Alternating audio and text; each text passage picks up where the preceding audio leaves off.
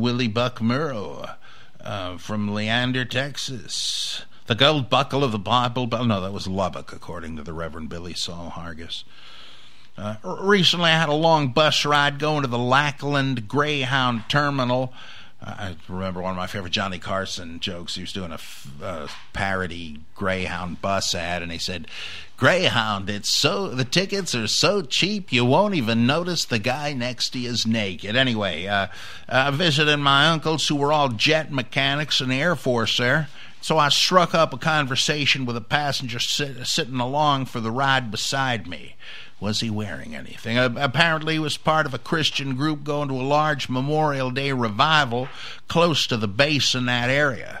Along with his white leather 10-gallon Stetson, he wore a large brass belt buckle that said in big shiny letters, "Christian and damn proud of it." I asked him what denomination he was part of, to which he told me, Oh, I don't go to any church. So I asked, well, what were you baptized as? He said, I'm not sure I was baptized. My mama just handed me an old crucifix and said I was a Christian.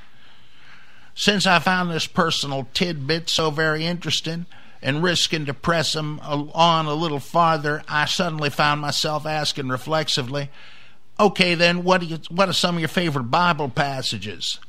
Then he told me he really wasn't sure because he's never opened one up and read any of it as yet.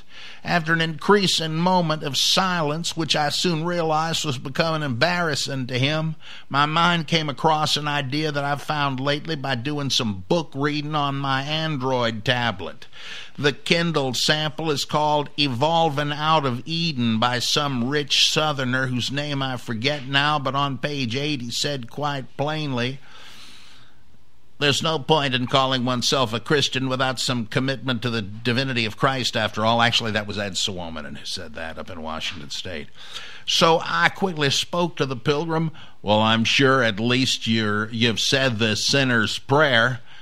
Quickly, he cut me off in mid-sentence. Look, partner, what I believe is just that Jesus was a wise and humble feller, and it was a terrible way in which he died. I truly do feel sorry about the whole thing. Now it was my turn at an embarrassing silence. I clenched my eyes and thought deeply upon the fact that he said he felt sorry. At least somewhat, huh? So isn't that a form of repentance? Okay, then, what about believing Jesus was, oh, hell, ain't being wise good enough around these parts? I looked out the dusty window and wished we'd reach the exit for Live Oak real soon. Finally, I just had to admit to myself that this here pilgrim truly was a Christian and damn proud of it. Take care and always try to sit away from the back toilet. P.S. Variation on the theme. I was standing in the long line to face my judgment after I accidentally killed myself riding my Uncle Jesse's yellow go-kart, and my feet were getting real sore. So when it came to be my turn, Jesus told me, son, will you do me a big favor? Cover for me a bit while I go to the bathroom.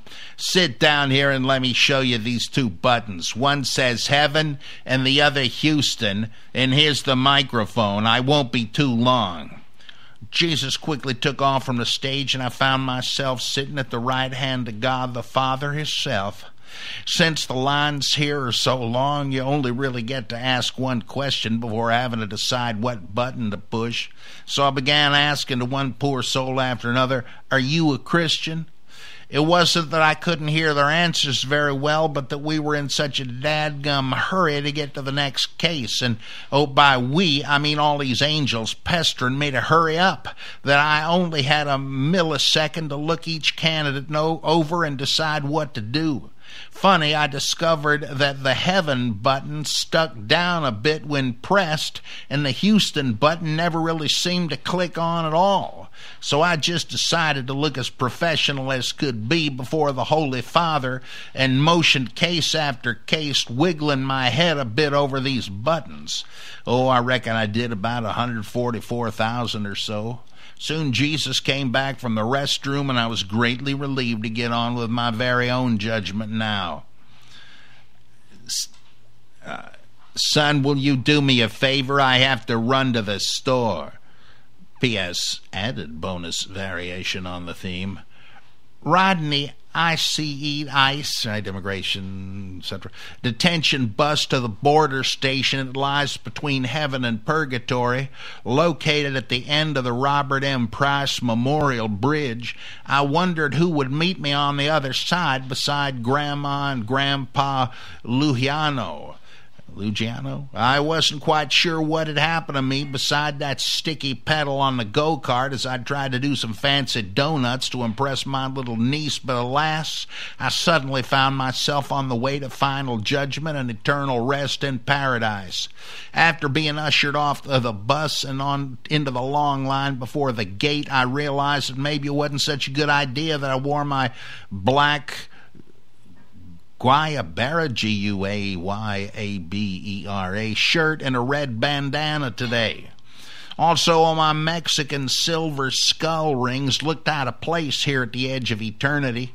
But nonetheless, soon my turn was coming up to see the house my grandparents had built for us in the hereafter. I sure hope it had a jacuzzi. When I reached the holy desk, the officer asked tersely, what religion?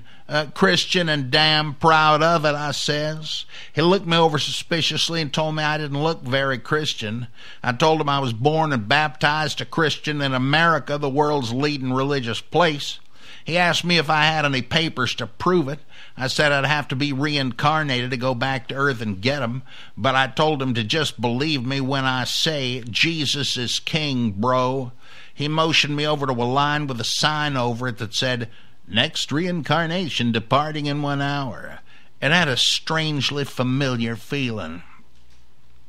Thank you, Willie.